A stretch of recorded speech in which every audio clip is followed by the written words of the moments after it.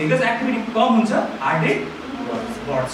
So the main important nerve supply to the heart is vagus nerve. Vagus nerve is responsible for what you call heart rate variability. भनेपछि के देखिने भयो त heart rate भेरि जस्तै एउटा ECG को पेजमा हामीले सिम्पली त्यो QRS वेव्स र फ्लुइड्स मात्रै देख्ने भएन. अब यसलाई हामीले त्यही किसिमले चेक गर्न सक्यौं भने कुनै सफ्टवेयर भेट्यौं भने हामीले हरेक आरा बिचको माइन्युट भेरिएसन्स पनि पत्ता लगाउन सक्छौं. त्यसरी के पत्ता लगाउन सक्छ? Heart rate variability. के बुझ्नु? अनि मेन इम्पोर्टेन्ट कुरा चाहिँ के ओके पॉइन्ट त भनेपछि सेकेन्ड बाइ सेकेन्ड तपाईको हार्ट रेट पनि चेन्ज भइराछ. There is also change in the RR interval. Yes. अब यो पत्ता कहिले लाग्यो? जनरली यो पत्ता कहिले लाग्यो? यो मेबी 1950s तिर ECG पत्ता लाग्यो होला हैन. तर त्यही पनि अझै पनि हार्ट रेट भेरिएबिलिटी भन्ने पनि कम्प्लेक्स हुन्छ भन्ने सबैलाई के हो अन एन्ड ली भन्ने साइन्टिस्टले के पत्ता लगायो भने जब तिमीले त्यो आरआर इन्टरभललाई ट्रेस गर्न थाले मेबी म्यानुअली ट्रेस गरे होला. त्यो बेला थिएन होला अहिले जुन जस्तो हार्ट रेट भेरिएबिलिटी चेक गर्ने सफ्टवेयरहरु थिएन. अहिले सफ्टवेयर चाहिँ फ्रीवेयर पनि पाइन्छ हैन. एकदम भ्यालिड फ्रीवेयर. मैले जुन युज गरिरहेको सफ्टवेयर Pragos Kshetri भन्ने software and that's a free software and it's quite valid. Okay. So त्यो बेला के भयो 1960 तिर चाहिँ अन एन्ड ली भन्ने साइन्टिस्टले they found HRV or the RR interval variability to be the global index of fetal distress. के पत्ता लगायो तिनीहरुले भने fetal distress भनेर खास गरेर fetus distress घरका जन्मेको बच्चा सास फेर्न सक्दैन मर्न थाल्यो. डिस्ट्रेस भयो. अरु प्यारामिटर चेन्ज हुन भन्दा पहिले देयर वाज अ सिग्निफिकेन्ट के पत्ता लगायो अरु कुरा चेन्ज हुन भन्दा पहिले इभन हार्ट रेट चेन्ज हुन भन्दा पहिले पनि हार्ट रेट को यो जुन छ नि त्यसको आरआर इन्टरभलको भेरिएबिलिटी पाइयो. र जति चाहिँ हार्ट रेट भेरिएबिलिटी घट्यो त्यति चाहिँ त्यो बच्चाको अथवा फिटसको प्रोग्नोसिस पनि घट्यो. Means the child was likely to die और द कन्डिसन वुड डिटेरियोरेट. भन्नाको मतलब जति धेरै हार्ट रेट भेरिएबिलिटी बढ्छ त्यति तपाईको हेल्थ स्टेटस अथवा autonomic function of the body is strong. Autonomic tone strong. जति तपाईको हार्ट रेट भेरिएबिलिटी घट्छ त्यति तपाईको प्यारासिम्पथेटिक टोन अथवा अटोनोमिक सिम्पथेटिक ब्यालेन्स घट्यो भन्ने बुझिन्छ. अहिले अनि त्यसपछि पनि रिसर्चरले के देखाए हार्ट अट्याकको पेशेन्ट्सहरुमा एमआई को पेशेन्ट्सहरुमा पनि हार्ट रेट भेरिएबिलिटी चेक गर्दा पोस्ट एमआई चेक गर्यो भने हामीले देख्छौं जो पेशेन्टको हार्ट रेट भेरिएबिलिटी राम्रो थियो उनीहरु प्रोग्नोसिस पनि राम्रो. They were likely to survive more, and those patients who had decreased heart rate variability, they had a bad prognosis. They were likely to suffer from cardiac death or second attack. बुझ्नु?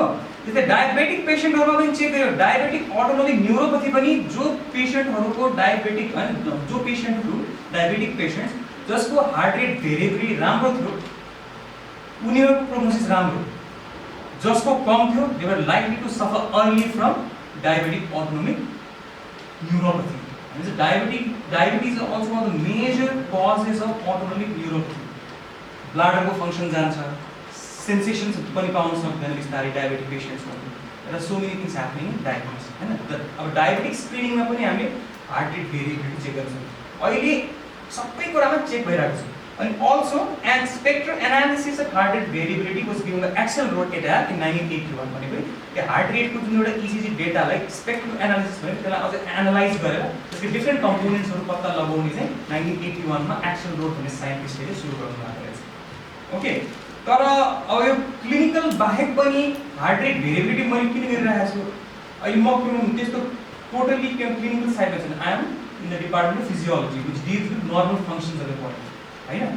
हुन त मेरो subject नाम clinical physiology but still I deal with normality more than pathology. Okay. रङ disease भन्दा पनि normal functions कस्तो छ भन्ने चेक गर्छु.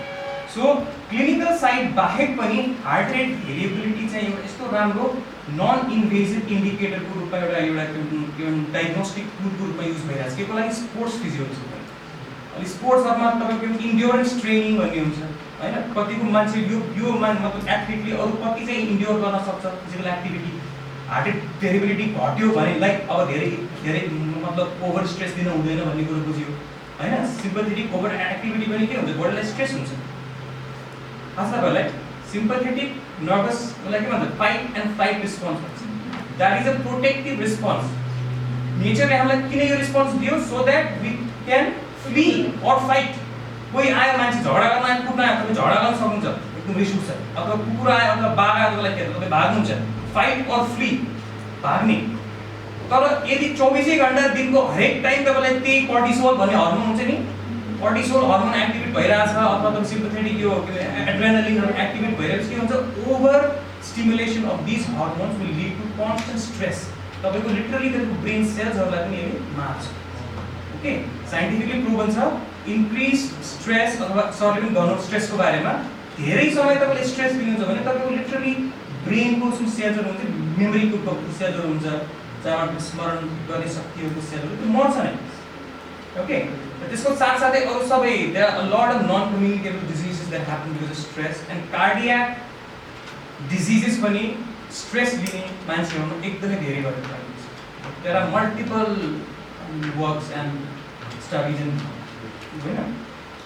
रिसर्च अनि अर्को एउटा राम्रो सब्जेक्ट जसमा चाहिँ हामीले चाहिँ हार्ट रेट भेरिएबिलिटी स्टडी गरेको छ त्यो अर्को योगिक इन्टरभेन्सन्स ओके योगामा के पाइएको छ जस्तै योगिक टेक्निक्सहरुले मेडिटेसनहरु पनि एकदम हेभी प्राणायामहरुले सिम्पथेटिक एक्टिभिटी बढाउँछ त्यो भस्त्रिकाहरुले सर्ट टाइम तपाईले एकदम हेभी ब्रिदिङ गर्नुभयो भने तपाईको सिम्पथेटिक एक्टिभिटी बढ्छ तर मेडिटेसन योग अनि अरु किसिमको प्राणायामहरु योग निद्राहरु गरेपछि के हुन्छ तपाईको प्यारासिम्पथेटिक एक्टिभिटी बढ्छ कुन फाइदाजनक छ सिम्पथेटिक एक्टिभिटी तपाईलाई बच्नको लागि जरुरी छ टु लिभ टु सर्भाइभ कुनै बेला कोही आएर हैन यो घर हल्यो भूकम्प गयो भागाभाग गर्नुभयो के चाहियो रेस्ट एन्ड डाइजेस्ट भनेर हुँदैन नि यो फाइट एन्ड फ्ली त्यो बेला सिम्पथेटिक चाहियो तर बिहान उठेर मुटु ढुक्टो गराछ डराएर दिउँसो पनि डराएर भोलि के होला जाँच कसरी पास गर्नलाई कसरी के फेस गर्ने होला मान्छेले के होला that means you are all the time having a sympathetic nervous activity hyper active त्यो भएपछि के हुन्छ तपाईँ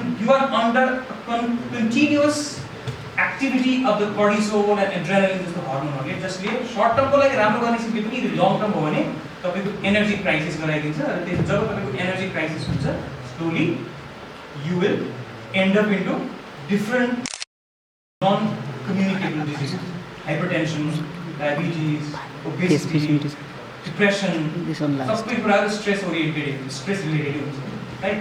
त्यो योगा भन्ने सबभन्दा एकदम त्यो मलाई के लाग्छ misunderstood I mean sort of words in this time के अहिलेको समयमा सबैभन्दा गलत ढंगले बुझिएको टर्म एउटा योगा हो अब स्पिरिचुअलिटी हो अब गुरु हो गुरु भन्ने बित्तिकै अब पहेँलो वस्त्र बान्यो गुरु भइहाल्यो योगा भन्ने बित्तिकै शरीर मात्रै तन्काए योगा भइहाल्यो हैन स्पिरिचुअलिटी भन्ने बित्तिकै अब 20 वर्षको मान्छेले के म अलिकति ध्यान ध्यान गर्छु भनेपछि बौलाई सिक्या 40 वर्ष पुगेको छैन केको ध्यान ध्यान गर्छ कन्सेप्टै त्यस्तो छ भनेपछि हामीले अलिक मिसअन्डरस्ट्यान्डिङ भएर त हामी जस्तो मान्छे क्लिनिकल ब्याकग्राउन्ड हामी हेल्थ सेक्टरको मान्छेहरुको पनि यो जुन कन्सेप्ट छ मान्छे त्यसलाई चेन्ज गर्नको लागि के गर्नुपर्ने गर्नुपर्छ पर्छ लाग्छ अब त्यसको लागि पहिले आफूले बुझ्नु पर्छ बाटो अध्ययन गर्नुपर्छ there are so many PhD scholars here in yogic sciences म पनि एउटा क्लिनिकल ब्याकग्राउन्ड भएको मान्छे छु but still I am so much in favour of this sort of taking alternative form of treatment हैन जहिले पनि औषधि मात्रै खानु त कुनै पनि चिजको हो हैन नि त समाधान कसरी बिना औषधि हुन सक्छ ट्रिटमेन्ट भन्ने कुरा हो यस नो भनेपछि यसरी चाहिँ हार्ट रेट भेरिएबिलिटी सुरु हो अनि हार्ट रेट भेरिएबिलिटीको पनि डिफरेन्ट इन्डेक्सहरु हेर्न सकिन्छ जस्तै टाइम डोमेन इन्डेक्स भन्छ अथवा फ्रिक्वेन्सी डोमेन इन्डेक्स भन्छ सुन्नुहोस् न टाइम डोमेन इन्डेक्स भनेको तपाईले सिम्पल सबै त्यो हार्ट बिटको आरवेभ्सहरुलाई प्लट गर्नुभयो प्लटिङ आयो त्यसको दुईटा आरवेभ्स बिचको डिस्टेन्स भनेको टाइम डिस्टेन्स पत्ता लगाउनु भयो अनि त्यसको चाहिँ सफ्टवेयरले एनालाइज गर्यो त्यो टाइम स्केलमा एनालिसिस अब त्यसको स्ट्यान्डर्ड डिभिएसन निकाल्नुस् हैन मिन निकाल्नुस् हैन कतिवटा इन्टरभल कति लेन्थको छ भन्ने कुरा निकाल्नु त्यो टाइम स्केल अब अरु पछि त्यो सफ्टवेयर टेक्नोलोजी आयो बायोमेडिकल सफ्टवेयरले पत्ता लगायो कि एउटा प्लटिङ आरवेभ प्लटिङमा पनि फ्रिक्वेन्सी कम्पोनेन्ट पनि हुँदो रहेछ भन्ने कुरा पत्ता लाग्यो त्यसमा तीन थरीको फ्रिक्वेन्सी पाइयो एउटा भेरी लो फ्रिक्वेन्सी कम्पोनेन्ट पाइयो एउटा लो फ्रिक्वेन्सी कम्पोनेन्ट पाइयो अर्को हाई फ्रिक्वेन्सी कम्पोनेन्ट अब धेरै तीनटै फ्रिक्वेन्सी कम्पोनेन्टको बारेमा धेरै स्टडी त भएको छैन but high frequency component of heart rate variability data has been correlated with increased parasympathetic activity or increased vagus nerve okay vagus nerve is a very important nerve vagus नर्वको बारेमा तपाईले यदि गएर चेक गर्नुभयो साइटमा हैन यो गुगल स्कलर पबमेडहरुमा you get the multiple latest researches on vagus nerve is anti मतलब तपाईको बडीको मस धेरै कुराको लागि vagus nerve is very important किनकि this is the main parasympathetic nerve सबभन्दा धेरै तपाईको सबै यो सबै जीआई ट्र्याक्ट तपाईको हार्ट लङ्स सबैतिर भेगस नर्भकै बाबत छ त्यसले गर्दा vagus nerve also called the main parasympathetic nerve र प्यारासिम्पथेटिकको जस्तै वर्डको रूपमा हामी भेगस पनि भन्छ त्यही भएर कहिले सिम्पथो भेगल ब्यालेन्स भनिन्छ अर्को कुरा बुझ्नुपर्छ the more the heart rate the less the heart rate variability जति त्यो आर वेभको बिचमा डिस्टेन्स घट्दै जान्छ नि that means heart rate is high त्यतिको तपाईँको हार्ट रेट भेरिएबिलिटी घट्दै जान्छ that means high heart rate is not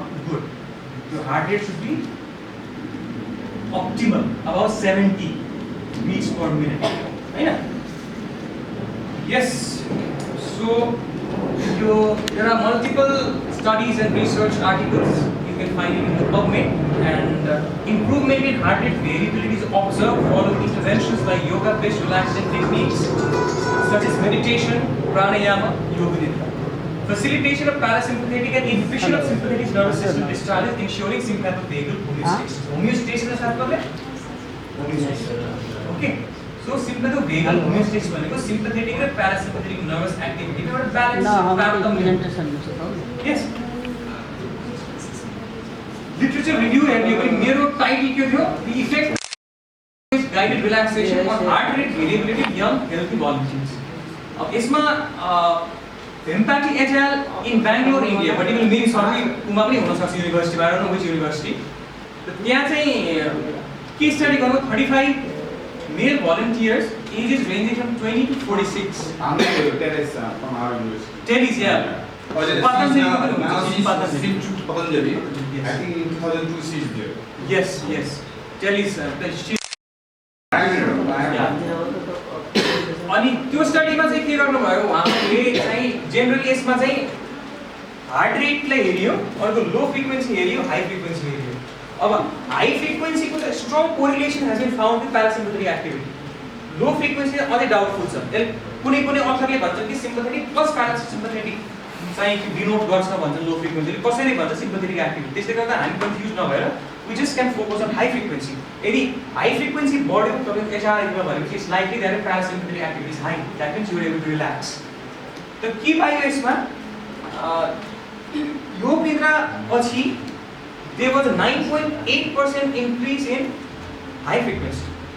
That means the sympathovagal balance was shifting more towards vagal domains, parasympathetic domains. भनेपछि योग निद्रा गरिसकेपछि एउटा नर्मल मान्छे अझ बढी रिल्याक्स गर्न सक्दो रहेछ अर्को चाहिँ हार्ट रेट पनि घट्यो 9.7% ले हार्ट रेट घट्यो and this are the key value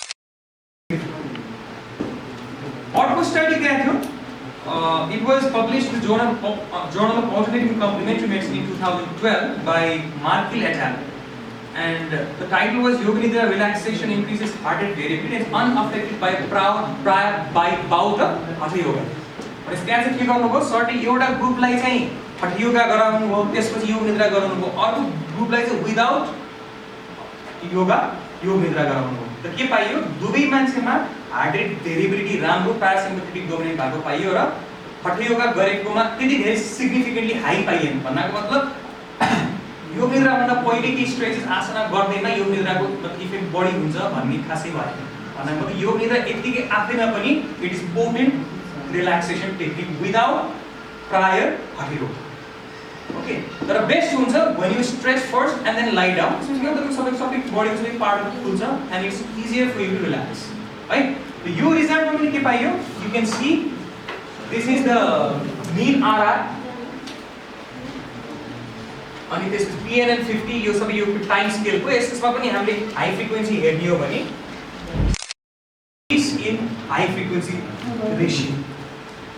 र ओभरअल एक्टिभिटी म त्यति धेरै डिटेल्समा जान्दिनँ म किनभने सबै डिटेल्स गर्दा यति हुन्छ कि it is a very non invasive and very important very good technique activity बढ्छ भनेको मतलब तपाईले स्ट्रेस रिड्युस गर्न सक्नु भइरहेछ मेरो स्टडी गरिसकेपछि प्यारासिम्पथेटिक एक्टिभिटी बढ्नु पर्यो मैले चाहिँ मेरो स्याम्पल साइज क्याल्कुलेटर जिपावर एउटा भर्जन 3 बाट मैले गरिरहेको छु I found about 50 sample size निकाले 25 मैले केस राख्छु 25 को ग्रो it is an interventional study त्यही भएर मेरो स्याम्पल साइज धेरै ठुलो छैन त मैले केसेसमा के गर्छु आई जस्ट गाइड तिनीहरुको पनि प्री डेटा लिन्छु 5 मिनेटको heart rate variability after 15 minutes of supine best त्यसपछि 20 मिनेटको योग निद्रा गरिसकेपछि पुरै योग निद्राको 20 मिनेटको डेटा पनि लिन्छु योग निद्राको लास्ट 5 मिनेट र प्री स्टडीमा कम्पेयर गर्नु बिफोर योग निद्रा आफ्टर योग निद्रा कति भेरिएसन्स छ मेरो हाइपोथेसिस के छ they should be increased heart rate variability after yoga nidra and shift towards प्यारासिम्पथेटिक र कन्ट्रोलमा मैले केही पनि दिँदैन सिम्पली सुपाइन रेस्ट गराउँछु 20 मिनेटको लागि त्यसपछि हेर्छु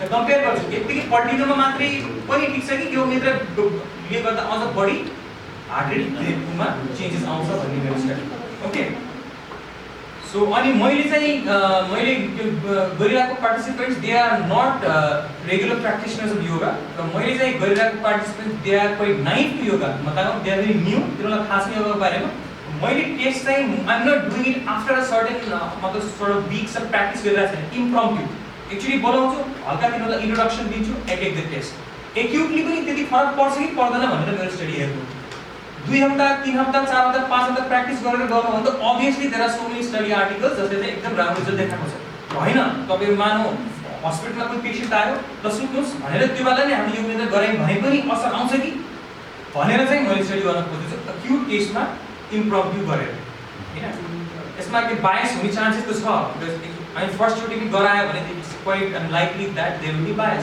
एक्चुअली गर्दा मान्छेलाई के गराउन लाग्यो भन्ने एप्रिहेन्सन हुन्छ त्यसले गर्दा सिम्पथेटिक एक्टिभिटी पनि बढ्न सक्छ बट किनकि मेरो एउटा सिम्पली यो एमडी थीसिस हो त्यति धेरै कम्प्लिकेटेड नभएर मेबी यसबाट रिजल्ट आयो भने मैले फर्दर योभन्दा अझै इलाबोरेट रिसर्च गर्न सक्छु भन्ने छ बट जुन रिजल्ट मैले अहिलेसम्म पाएको छु इट्स क्वाइट रिमार्केबल एकदमै राम्रो रिजल्ट आएको अब्जेक्टिभमा जाँदिनँ यो सबै इन्डेक्सहरू टाइम डोमेन इन्डेक्स एउटा छ फ्रिक्वेन्सी डोमेन इन्डेक्स यो चाहिँ details you can find it in literatures अनि research design it's a pre post study design with control अनि मेरो स्टुडेन्ट्सहरू they are the MBBS student first second year मेरो device चाहिँ यो एकदम राम्रो device it's very very handy device it's called a Polar V800 heart rate monitor अब हामीलाई के हुन्छ इसिजी चाहियो भने we need a very digital ECG त्यसको साथै डेटा एक्विजिसन सफ्टवेयर हामीलाई लगभग 4-5 लाखको खर्च लाग्छ तर यो device this will cost you about $400 पनि महँगो नै छ $4,400 भने 40,000 को आरआरएम पर्छ यो डिभाइसलाई तर इट्स क्वाइट ह्यान्डी तपाईं कुद्न पनि सक्नुहुन्छ अनि यो जेले स्पोर्ट्समा बढी युज हुन्छ एन्ड यसको चाहिँ भ्यालिडिटी चाहिँ कम्पेयर भएको छ भर्खरै 2015 मा मात्रै भएको हो it's quite valid device it is equally valid as a standard ECG in recording the RR intervals त्यो भ्यालिडिटीमा इश्यूज हुँदैन you get multiple research works about this device also यो डिभाइस चाहिँ यसको यो डिभाइस हार्ट यो डिभाइसले चाहिँ चेस्टमा बाल्नु पर्ने हुन्छ यसले हार्ट रेट सेन्स गर्छ अनि ब्लुटुथबाट यो एउटा तपाईको ब्लुटुथ लाइक रिस्ट वाच नै हो यसले दिन्छ यसलाई चाहिँ कम्प्युटरमा जोडेर सफ्टवेयरले एनालाइज गर्न सक्छौँ हामीले अनि सफ्टवेयर चाहिँ कुबियोस HRV भन्ने सफ्टवेयर चाहिँ free software and it's also valid software यसमा सबै यसको बारेमा पनि आर्टिकल्सहरू यु क्यान फाइन्ड इन पाउनुहुन्छ है ओके त्यो चाहिँ त्यो सफ्टवेयरले चाहिँ ट्रेसिङ दिन्छ यो माथि दिएको यो पिक्चर यसलाई चाहिँ दिस कल्ड आरआर ट्याकोग्राफ हामीले टाइम डोमेन स्केल पनि पत्ता लगाउन सक्छौँ मेन फोकस भनेको statistical analysis I'll sort of use Excel sheet and SPSS version 21 22 whatever you want right and test or parametric छ भने students t test paid t test लगाए non parametric obviously manual t test गर्नु मेरो चाहिँ अहिलेसम्मको अब त्यसको पहिले statistics आइसकेपछि गर्न आउँछ so hey I'm going back these are the references and thank you